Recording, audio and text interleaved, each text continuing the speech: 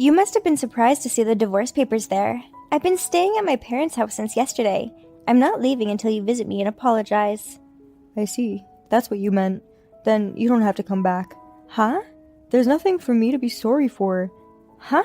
You're still acting like that after all this time? That's enough. I'm seriously going to divorce you. We are already divorced. My name is Charles. I'm a 30-year-old office worker. I got a job at a decent company after college, and I worked very hard at my job. The reason I can work hard at my job is because of the people around me. The most important one is my classmate from junior high school, Mike. Mike and I were in the same basketball club in junior high school. We were very good friends, but we also competed with each other. We were also rivals and aimed together for the top. We always stayed late at club practice to train together. Before tests, we studied together and competed with each other for the highest score. We went to the same high school and even the same university. We were always together and engaged in friendly competition. He was a good friend who greatly influenced my life. Even after I started working, I kept in touch with Mike. We would update each other on what was going on and motivate each other to work harder. After graduating from university, Mike went to Japan by himself to study abroad. After that, he got a job there. Since Mike was a child, he had always wanted to live abroad. I think it's amazing that Mike was able to make that dream come true. He taught me that if you follow your dreams, a path will always open up for you. When I call him sometimes and ask him about his life overseas, I could feel that he was very happy and joyful. It makes me want to pursue my ideals too. There's another person who has had a great influence on my life. My wife, Rachel.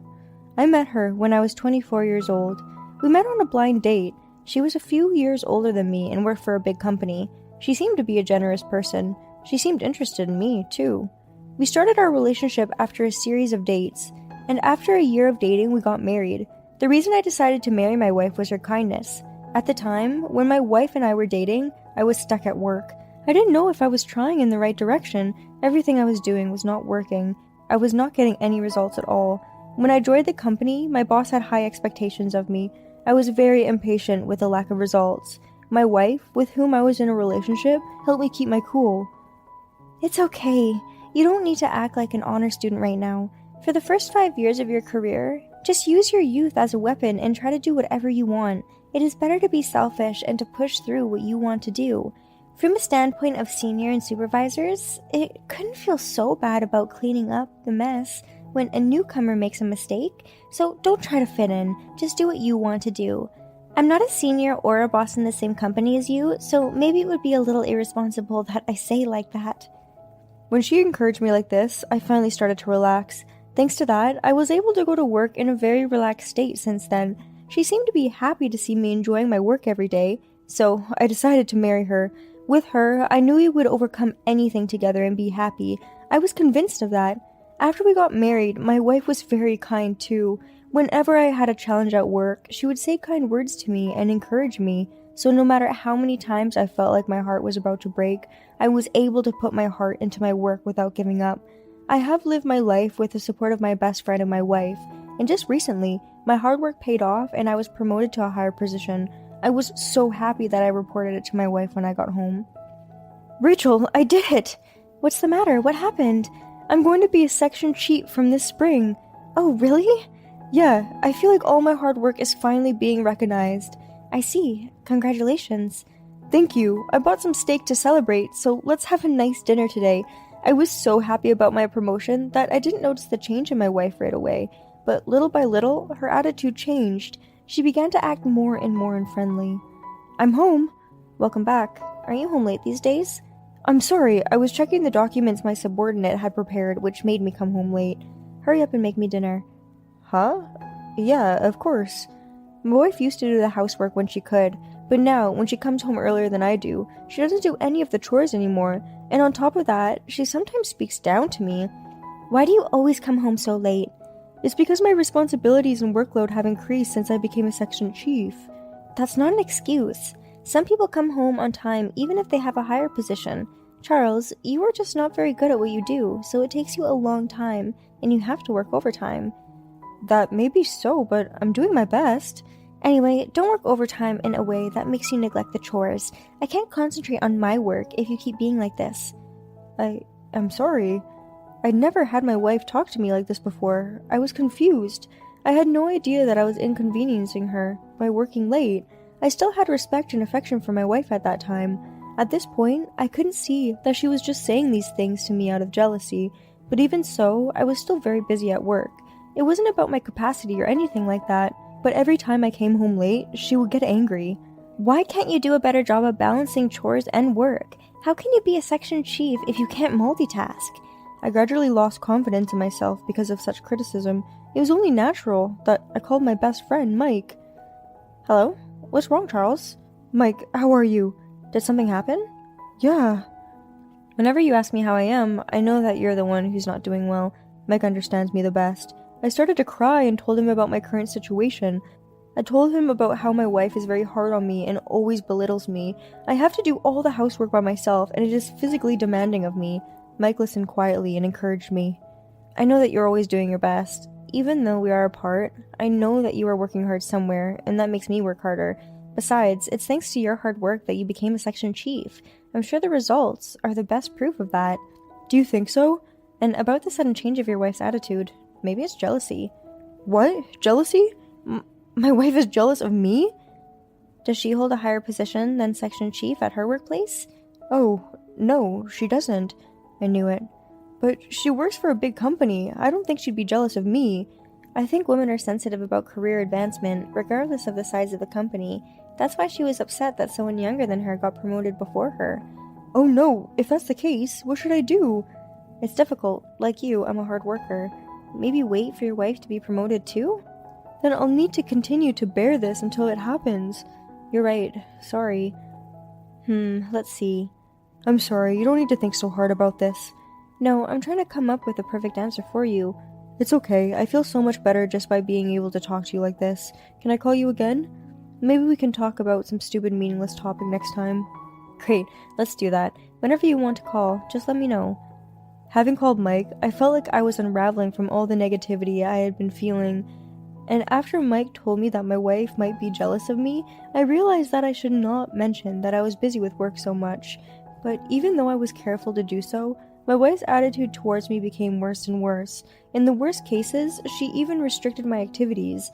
When I was on the phone with Mike on my day off, Rachel came into my room and ended my phone call with Mike. Hey, what the hell? You're being too loud. You're interrupting my weekend. I wasn't even making that much noise. Don't talk back to me. You're the one who does whatever you want and skips out on the chores. You're the one who's a bad husband. You're the one who lounges around on the living room couch all the time. Why should I be the one to take the blame? You need to do your household chores. The one who can't do their job right gets blamed. Why are you always looking down on me like that? We're wife and husband. We should be equal. What? Are you seriously saying that? You and I are equals? This isn't a silly little dream. Anyway, you better be a better husband, or I'll divorce you. Divorce? I'm serious. If you don't want to get a divorce, you need to get your head out of your ass and think about what you're doing. With that, my wife walked out of the room. I watched her back in a daze. I hurriedly sent a message to Mike and apologized for the sudden disconnection of the phone. Mike heard my wife yelling a little bit. He was worried about me and asked if I was okay. When I told him what my wife had just said, he was very surprised. Her jealousy is getting out of control. It's a little hard to believe that she would say something like divorce so casually. Mike responded in that way, and I thought the same thing. From this moment on, my love for my wife was pretty much gone, and then something happened that made all my barely remaining affection vanish at once. One day, I received a report from Mike that he was getting married. I was overjoyed to hear that my best friend was getting married. A little later, I received an invitation to the wedding. The wedding would take place in Japan, where Mike lived. Of course, I was going to attend. I had asked for time off from work in advance for that day, but I couldn't tell my wife. I was sure she would object. But I've already booked the airline tickets. I thought it was finally time to tell her. I made up my mind and decided to tell my wife that I was going to Japan to attend Mike's wedding. Sure enough, my wife was vehemently against it. Don't be ridiculous. You can't even do the housework properly. You're just going to abandon everything and go on vacation? It's not a vacation. I'm going to my best friend's wedding. I don't care what it is. I won't allow it. You're my husband, so you should stay here at home. Otherwise, I'll divorce you. Why are you so quick to say you'll divorce me? Just because I'm your husband doesn't mean I can't be away from home. Just because I'm your husband doesn't mean I have to do all the housework. Besides, I'll be back home right after the wedding. You'll be alone only for a few days. Shut up! I clearly told you can't go. Nothing will change my mind. Get your act together. My wife was so angry and she retreated to her room. At that time, I knew I could no longer live with her. From then on, I obeyed my wife so as not to provoke her. I managed to endure until I went to the wedding. I sent my luggage for the wedding to my parents' house so that my wife would not find out. On the day I was leaving for Japan, I stopped by my parents' house and then went to the airport. The plan seemed to have worked and my wife did not find out. I arrived safely in Japan. When I arrived at the airport in Japan, I received many messages from my wife. Then, as soon as she saw that I had read the messages, she called me. Hey, where are you wandering around without coming home this late? Well, I'm in Japan. What? I told you I was going. I said, I'm going to Japan today for my best friend's wedding. I told you that you can't go. I don't need your permission. I'm seriously going to divorce you if you keep acting like that. I was about to say that I'm tired of that kind of threat, but at that moment, Mike arrived at the airport to pick me up. I told my wife I had to go, and I hung up the phone. After that, I muted my wife's messages and was happy to see my best friend again for the first time in a long time. That day, Mike showed me around and we had dinner together. The next day, I attended Mike's wedding. Mike looked terrific during the ceremony, and I was so happy for him. I was happy on my way back to the US, thinking it was a lovely wedding. But on the way home from the airport, I started to feel depressed. I had to face that woman. I hated it so much, but I opened the door of my house with all my might. But my wife was still not home. She should have been home around this time. I entered the living room with a sense of relief, but then I was surprised to see something on the table. It was divorce papers. My wife's section was already filled out, so my wife must be trying to threaten me like this. Well, maybe she really wants to divorce me. Either way, it was in my favor, so I picked up the divorce papers, packed my bags, and left the house. Then I got in my car and went to my parents' house. My parents were surprised that I suddenly came home with a big bag of stuff. I told them what happened, and they told me I should get a divorce. My parents filled out the witness form, and I filled out my part, and I filed the divorce papers at City Hall. I was relaxing at home for the first time in a long time when I received a phone call from my wife the next night. I was surprised because I had expected her to call me the day before. Anyway, I decided to answer the phone. Then, my wife started talking to me in a superior tone. You must have been surprised to see the divorce papers there. I've been staying at my parents' house since yesterday, and I'm not leaving until you visit me and apologize. I see, that's what you meant. Then, you don't have to come back. Huh? There's nothing for me to be sorry for. Huh? You're still acting like that after all this time? That's enough. I'm seriously going to divorce you. We're already divorced. What? I'm glad that you had already signed them. I was thinking of leaving you anyway once I got back, so you and I are strangers now. Wait a minute. You're kidding, right? Of course not. In the first place, you are the one who put the divorce papers there. Oh, no. That was just a threat. Give me a break. You think threatening me like that is going to make me more obedient? I'm the one who needs a break. Why do I have to be abused every day just to satisfy your little ego and your petty self-esteem? Just because you feel bad that I got promoted ahead of you, you're so lame for repeatedly making remarks that torment me. I had no idea you were such a selfish woman. Shut up! Don't boss me around just because you got promoted ahead of me a little bit. I'm not bossing you around, I'm just telling you the truth. You were only able to be nice to me in the early ages of our relationship because I was lower in status than you. And you thought it was cool that you were giving me good advice.